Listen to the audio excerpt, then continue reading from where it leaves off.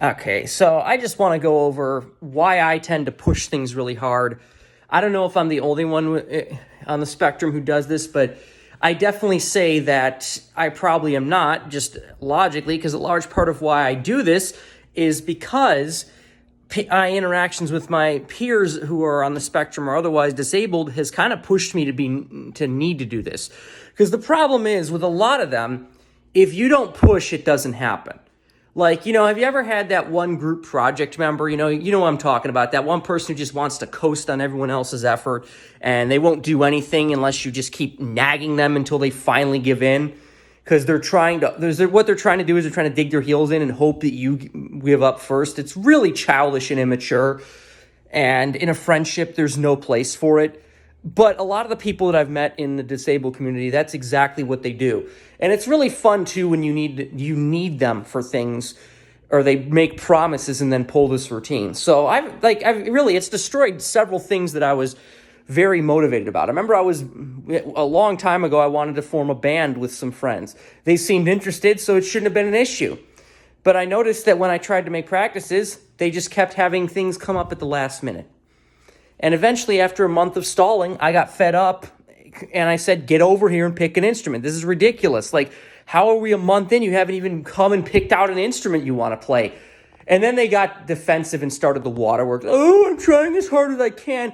No, you're not. I don't know why, but you're stalling. That's what you're doing. You're digging your heels in and trying to outlast me. And I don't think people like me because I don't take that. Like, I don't give up. I just keep pushing until they realize this is not going to work with me. So, I mean, really, that their behavior destroyed the friendship, because soon after they quit the band, did not apologize for that behavior, actually had the audacity to offer their own bastardized version of a band, like rock band. And it's like, so you ruin my passion project and then try to come up with your own version of it after you don't even apologize, like, too soon. And it ruined the friendship because they never showed any remorse for their actions.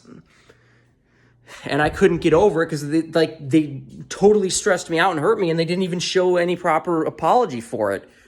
There was also times where, like, I tried to send writing to people, not just in this community. This is something that's been problematic outside of it, but yeah, definitely in this community as well. I've tried to send writing to people. I mean, I used to be really into writing, and I'd send these passion stories to people that I was very interested in and say, what do you think about it? I need feedback. Tell me what you think. Days would go by. Weeks would go by. Months would go by in radio silence. So I reach out and I say, did you read any of it? And they say no. So, that made me mad. I'm like, come on, this is ridiculous. Like, I sent you this feedback because I'd like to actually go forward with this story at some point. Not 10 years down the line when you finally get to it, but soon. And you said you'd do it. Why are you not doing it? And then the defenses come up. I'm doing a favor for you. Well, you know what? I call BS on that. Because, yeah, maybe you're doing a favor, but favors need to be done in a timely manner, too. And you need to respect the person while you're doing them.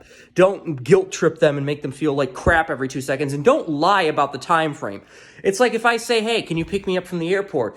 If you show up on time, that's one thing. But if you show up a day later without any communication, yeah, I'm going to be pissed. Like, why didn't you tell me you were going to be late so I could get an Uber or something?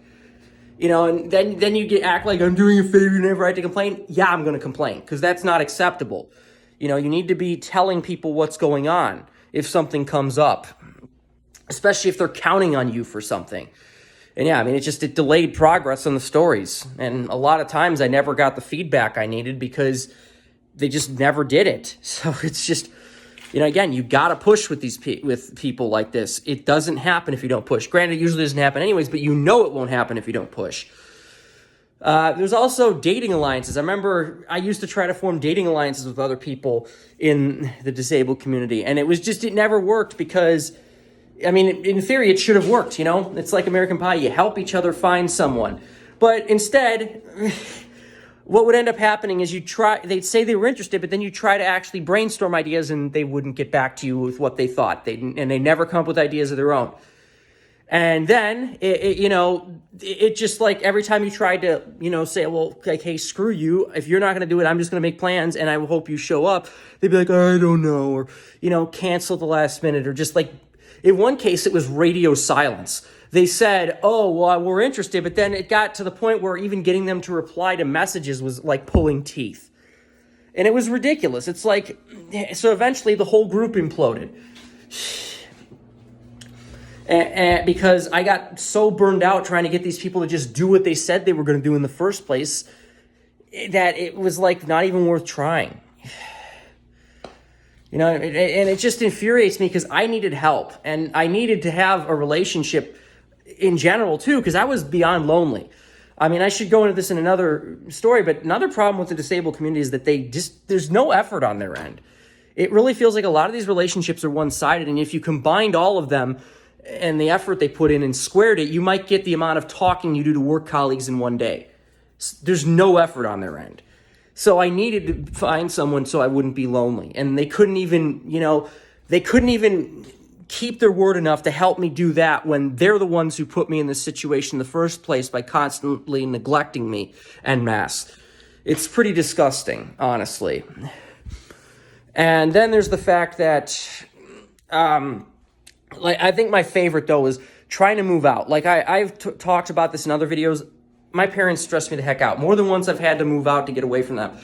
About 5 years ago, I tried to do that again. And I'm like, hey, I know some of my other friends don't want to live there too. So I reach out to them. They're like, I don't want to live here either. So we're like, well, why don't we move in together? You know, and they're like, okay, should have been a match made in heaven. But it was more like hell. Because what ends up happening is I'm the only one doing any work. I'm the only one researching things, and when I send them to them and see what they think, there's no response. And yeah, they never look up anything on their own. They never ask for help as to what to do. It's just radio silence on their end for months. And keep in mind, this is kind of not acceptable because I literally told them I'm sinking on the Titanic. That should have been, hey, we need to get going with this right now. And there was one guy, too, it was such a pain. Like, he said, I'm interested in this. And then he dragged his heels to the point where even getting an estimate of how much he made so we knew what we could afford took 3 months, and I still didn't get that information. And again, what really gets me about this is, you know, some people are like, oh, well, they can't do more. They can't do that. That's what everyone said in my life says instead of ever properly comforting me when I talk about how much this hurt me. And I call BS on that, too, because a lot of what I asked them to do is just reply to text messages. So you're telling me that you can't do that. Well, then how come you've done that consistently in other contexts? It's not a can't. It's not a I can't. It's a I don't feel like it. So in that situation, yeah, I think I'm within my right to call you out for doing this. And again, I have to push because what happens every time if I don't push is people stall. And things never get done. So I have to push. And I have to let these people know that, no, you gave your word. I'm going to hold you to it. So don't think you can just dance around the issue and ignore it every time I bring it up and dodge the question every time I try to push it and expect that I'm going to just give up on it. I'm not going to give up. And the sad thing is, like, it's ruined so many friendships and stressed me out so much how many times people have backstabbed me like this. But, like, unfortunately, I don't see it changing because, like, the disabled community has a major problem with that. I mean, I'm sure other communities do, but it just, you know, I'm sure you know what I'm talking about. But it's like, I brought up the one group member that always tries to coast on other people's work, but everyone's like that. All these relationships are one-sided. So you can imagine how much that burns you out when you just have to keep on doing everything because no one can ever do anything on their end or just chooses not to. And then when you get burned out because you're lighting yourself on fire to keep them warm and you say, hey, I'm cold and I'm all burned out. I need a blanket. They can't even take 2 seconds to get a blanket. You know, you hand pick information and send to them. They can't even give their thoughts. You literally send the story and they can't even say, I haven't got to it. It's just radio silence until you check up and they still haven't done anything. So yeah, I mean, honestly, I'm running out of time, but yeah, this is a major problem with this community. And I think, A, it needs to change, and B, people need to understand how messed up this is. Because a lot of people I've talked to, they don't take it seriously. They're like, well, you're just overreacting, you're cutting them 2 free breaks. No, people with disabilities can be dicks too. And they can do the same thing, toxic crap that people without can. So stop downplaying what I'm going through and blaming me for not trying hard enough. And how about start putting the blame where it belongs and give me some much needed support?